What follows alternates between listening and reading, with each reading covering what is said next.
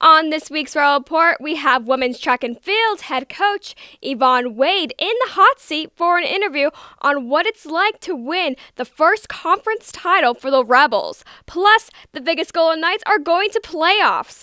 We caught up with fans at City National Arena for the viewing of the Stanley Cup and tell you what a typical game day at T-Mobile Arena is like. We also caught up with Armani Rodgers as spring football practice rolls on. And, speaking of rolling, what do UNLV bowlers carry with them during a day on the lanes? The Royal Report starts right now.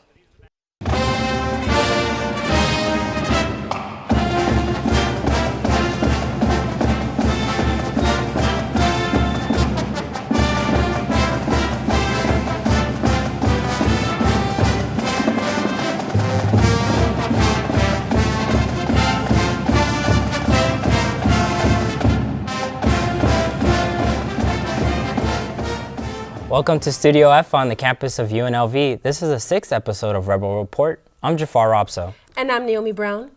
We also got a special treat in store for you as the Rebel Report team tries to play basketball and tennis. You won't want to miss us making fools of ourselves. But first, we've got playoff fever in Las Vegas as the Golden Knights enter the NHL postseason for the first time ever. Playoff hockey is the best hockey, and the Golden Knights knocked off their first game of the playoffs April 11th.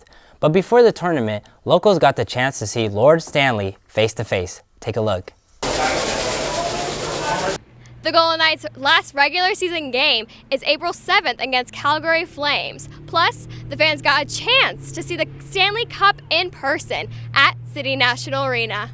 The iconic cup made its way to fabulous Las Vegas. Fans line up to take a picture with the Stanley Cup and cheer on their Golden Knights. There's nothing like playoff hockey. The fans even showed off their Golden Knight gear. I got here about 3 o'clock. I was the first one in line. There was nothing else going on but like little junior hockey guys practicing and stuff like that. And I took my chair and I sat right in that spot over there. And then within about 30 minutes, some other people started filtering in. And then about an hour ago, the madness really started. But is it bad luck to touch the cup? Or how about placing your beer on the notorious trophy?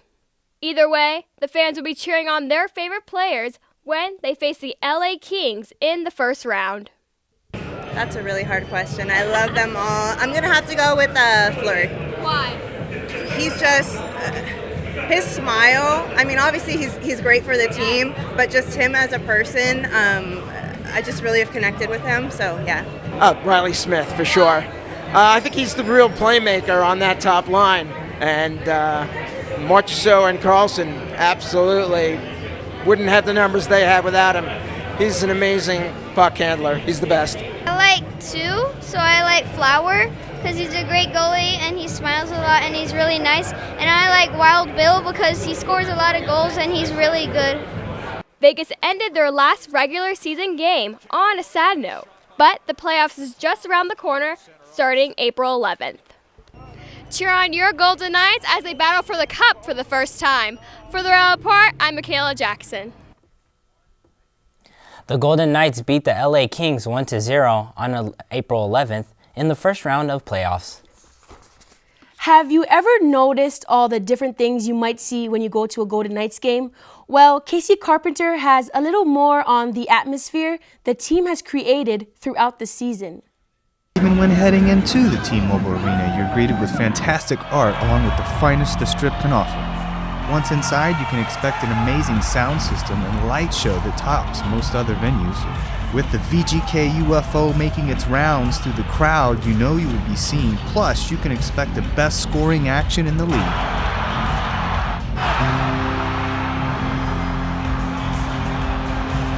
Along with a great backstory and light show you will get on a break, it will be quickly noticeable that the Golden Knights are close with other local shows on the Strip. You might catch them getting some light training and commercial work with the Cirque du Soleil. They don't stop with water that isn't frozen either.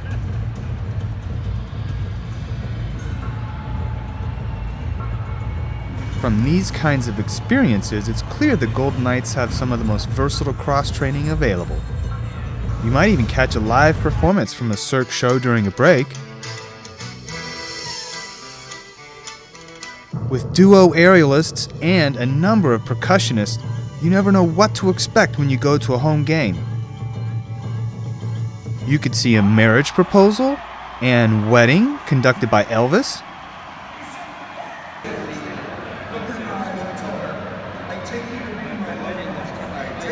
The Pashentes even had fans vote on their song, and they even danced a few times. The Knights even host You Can Play Night as a part of Hockey is for Everyone month. You Can Play is a social activism campaign dedicated to the eradication of homophobia in sports, centered on the slogan, "If you can play, you can play." They had hockey sticks for auction and t-shirts that sold out like hotcakes. And if you don't pay attention, you might even miss a quick show by the Blue Man Group on the ice.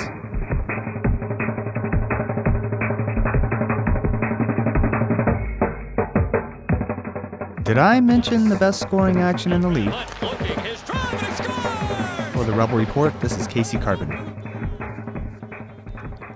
Wow, so in just one hockey game, you could see several shows and performances. Thanks, Casey. Now onto the field. I can't wait for football season to start in the fall. Right now, the Rebels are putting in a lot of work on that practice field. The Rebels are going into the 2018 season with a new defensive strategy and a strong returning offensive lineup. Coming off of his first season as starting quarterback, Armani Rodgers is back at Rebel Park, preparing and improving for what is to come.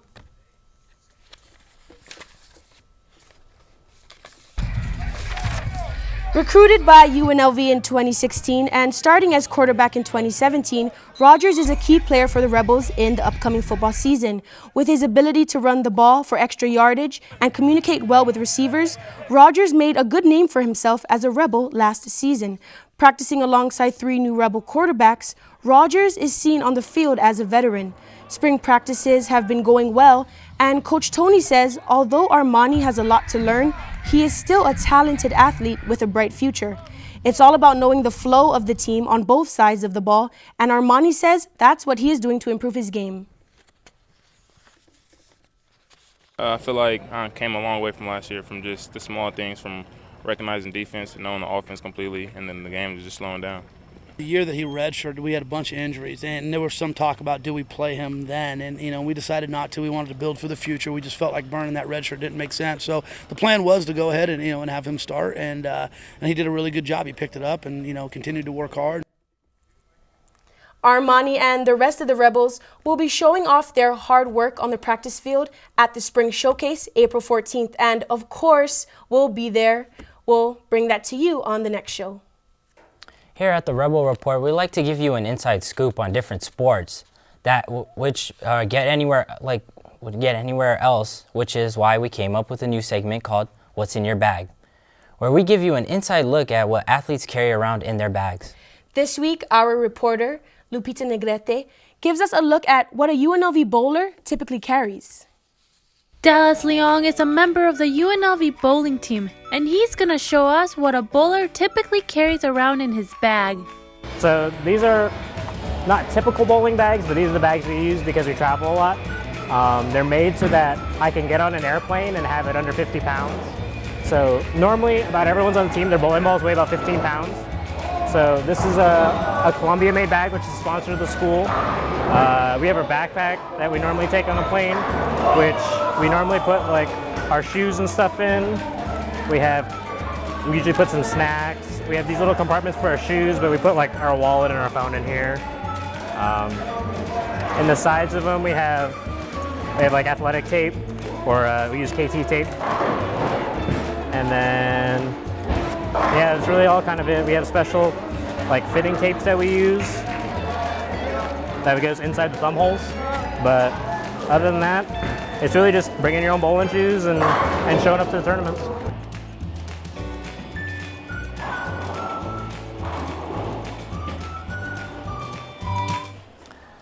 That's actually pretty cool. I did that story with Lupita, and he talks about how he has like special grips on the bowling ball inside his bags, like help him to get a little spin on his to get a strike or whatever, but I thought that was pretty cool. Yeah. Like, I can't wait until we do a story where we check football players and basketball players' bags. That would be amazing to see what they carry as well. That would be cool. All right, let's head back to Lupita Negrete with our guest for this week's Rebel Report Timeout. Rebel Report Timeout. Thanks, guys. And with us today, we have UNLV's head coach of track and field, Yvonne Wade. Coach, thank you for coming on the show. Thank you for having me. Yeah, we love having you. I know we had you last spring, so this spring. And this spring's actually really big for you guys because you guys won the Mountain West Indoor Championship. Right. First time in the school program. How big is that for It's huge for us. We've been working very hard. This is my 11th year here at UNLV, and to build up and get the momentum that we have right now, it's exciting, and I'm really proud of our girls. And you also got Mountain West Coach of the Year for the second time in the row. How was that for you? That's exciting always to win that award, but I give my credit to my staff, my team. Everybody worked as a group, and it was really a joint effort for sure. And you guys placed 7 individuals and 1 relay on the All Mountain West Indoor team. What qualifies you for that? Like what? So if you get in the top 3, so if you get a medal, you get that honor. So to have that many get that award was great. We have a lot of talented girls that were just out of that and got 4th place and missed that, but the whole team as a whole did a great job.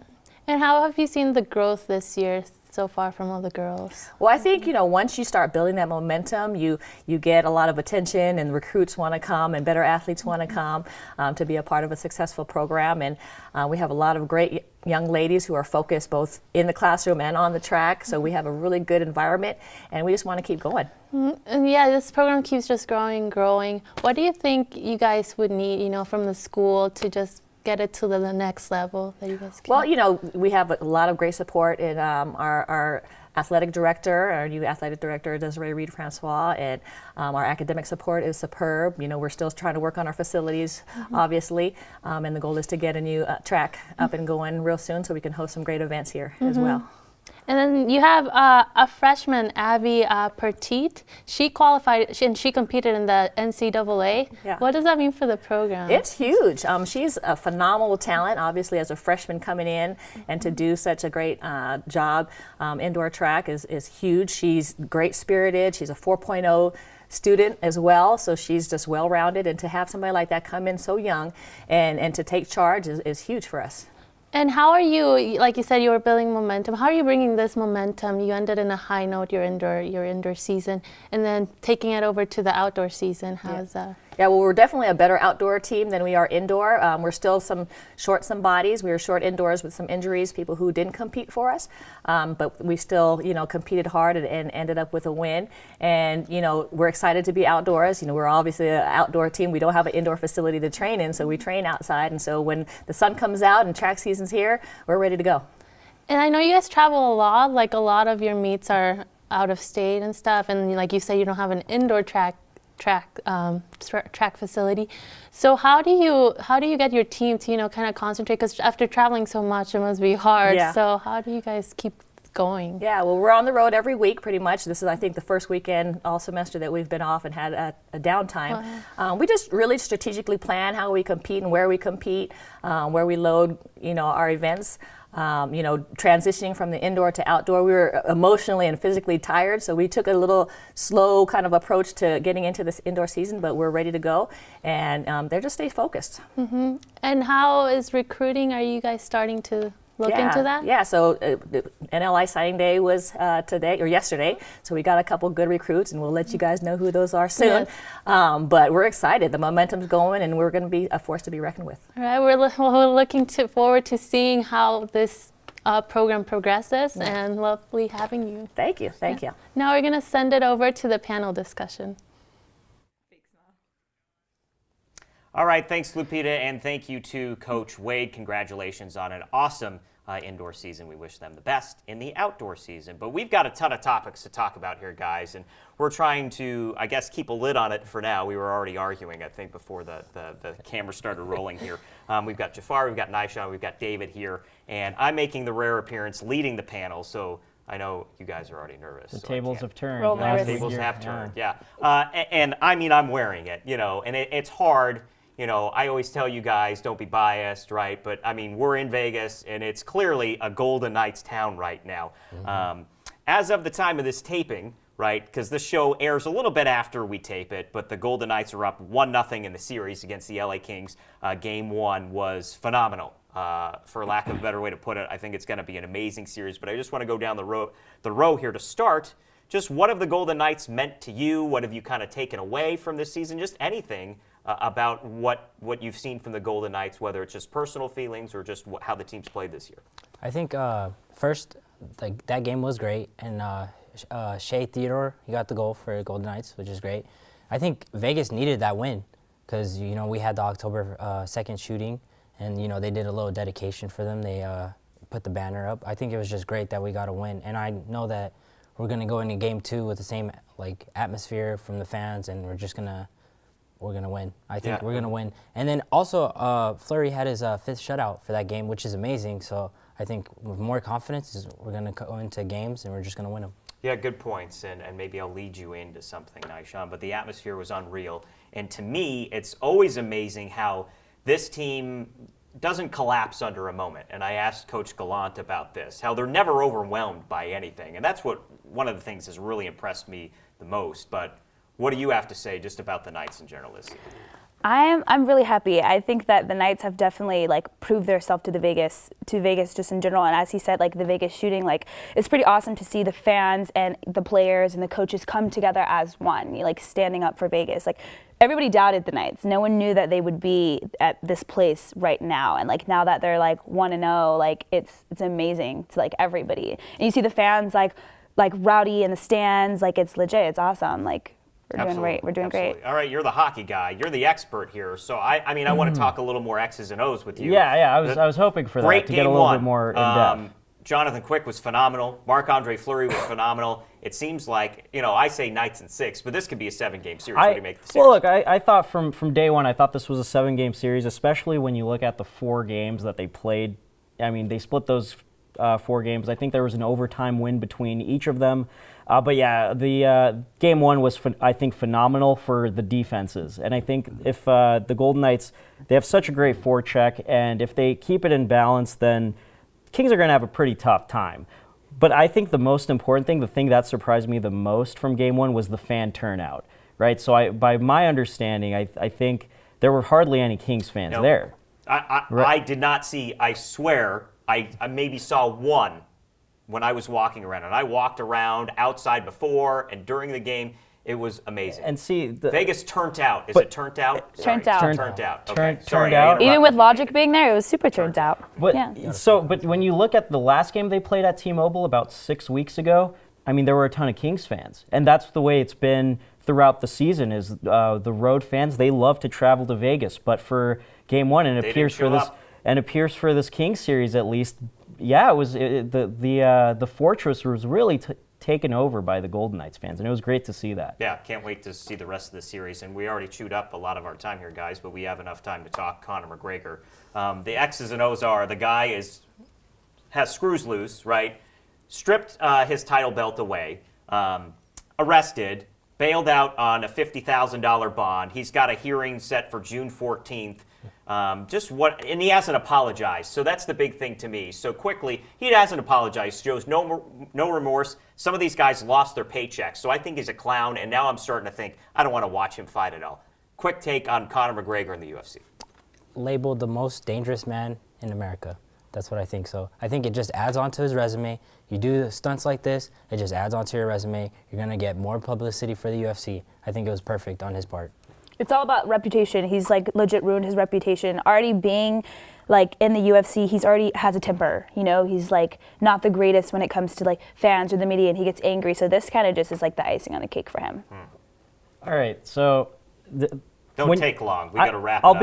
All right, I'll make it quick. So when you look at the details as to why Conor did it, I'm not saying what he did was right, but the current UFC lightweight champion, Khabib Nurmagomedov, he got in Conor's best buddy's face, Artem Lobov, backstage the day before, and that was caught on camera. So, tell me, who's going to fly 30 of his boys all the way from Ireland to New York just to There's throw a better stuff way around. to deal with it, and I just don't think he dealt with it well. Now, Hurry up. but Connor and Habib they're supposed to fight next, and this just hypes up their fight. Well, all you're the more. right, but again, I think he's a clown, and now it's borderline. I don't He's want not to a watch him. gangbanger. All right, we're out of time. Let's send it back to the anchor desk. Our on-campus radio station, KUNV, gives students at UNLV an opportunity available at very few campuses across the country. Our own David Stepanian breaks it down. David Stepanian from KUNV here, and today I'm going to go over just what kind of things KUNV does to get students involved in the radio program. Marv Albert, Vince Scully, Bob Euchre, Jim Nance, Joe Buck. These are just a few of the most recognizable voices in the world of play-by-play commentary. And if you've ever watched a sporting event on TV, odds are you've heard them talk. Set, Wayne ready and deal, swung on, high fly ball to deep right field, wherever it goes. The Dodgers have won, and it's a grand slam home run. These are the voices that keep people entertained when watching a game on TV or the radio, and they get to be a part of all the excitement at all the live events. A local Las Vegas radio station, KUNV 91.5, gives students of UNLV an opportunity that is unheard of at most other colleges across the nation, the chance to be the voice of a Division I college team.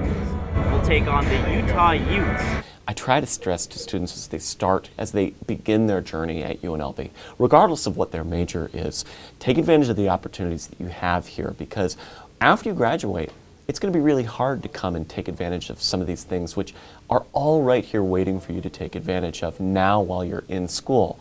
When you graduate, you're going to be working, you may have a limited time, maybe have family obligations, things like that. But if you're in school, even if you are working, even if you have obligations, you have opportunities here which, if you take advantage of them, really can open up a lot of doors that lots of people have no idea what kind of doors it's going to open. What makes KUNV unique is that it gives UNLV students, among others, the opportunity to commentate UNLV football, basketball, and more in games that are broadcast on radios across the valley and online for the world to hear, making the odds of being the next Vince Scully not sound like such a far-fetched idea. The students who are learning how to do that today here at KUNV are going to be the students that are going to go work for them, tomorrow. So they just look at it as we're building their next generation of students for them, or announcers for them. KUNV started in 1981 as UNLV's radio station, with a focus on jazz, and with employees who are students and professors at the school, it provides a gateway to the radio industry for those at UNLV who are interested, giving students who take up the radio program their own live shows, as well as the chance to commentate games and do post-game interviews, or even become a producer at the station. And that's deep into right field and back, and it's a home run. Rebels win the ball game. You've been listening to Rebel Baseball on KUNV. I'm David Stepanian with the Rebel Report. You can hear all Rebel baseball, football, and basketball home games on KUNV, so be sure to check the team's schedules for the next broadcast. One of our segments at the Rebel Report is Show Me Your Skills, where we learn a technique from our Rebel athletes here at UNLV. But we wanted to see if some of our reporters are athletes themselves. Let's take a look if we got what it takes to be a jock. Show me your skills. Hi, I'm Casey Carpenter, and this is Jafar Robso, Brandon McGregory. And here at the Rebel Report, we do know what it takes to be an athlete since we're covering college sports. But today, we're going to play a game of 21. Let's see how it goes.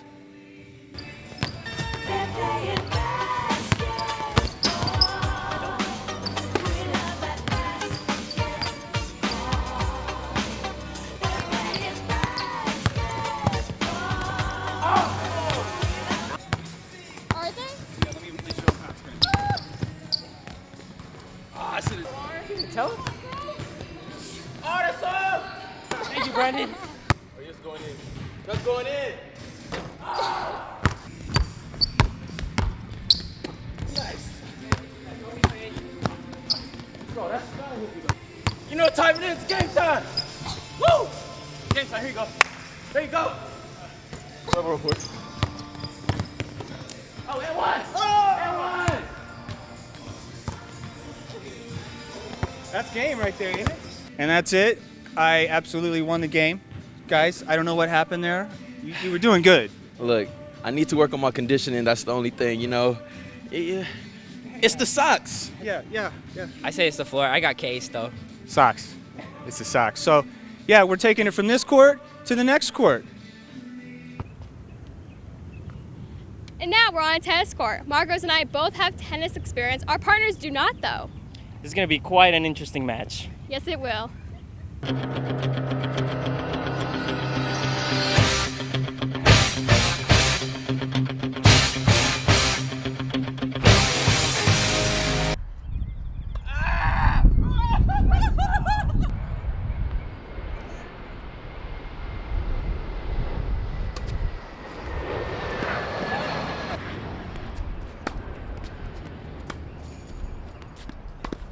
Oh my gosh!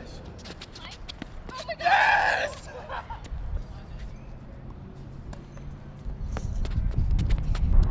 Oh my Come God! on! Oh my goodness! That's you! Let's go! Yes! Yeah! What are you doing? Oh, yeah! Let's go, Brandon! What's up? Yes!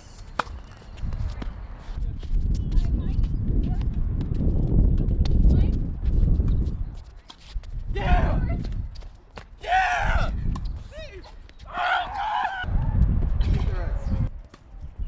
Yeah! Yeah! So what you... Again?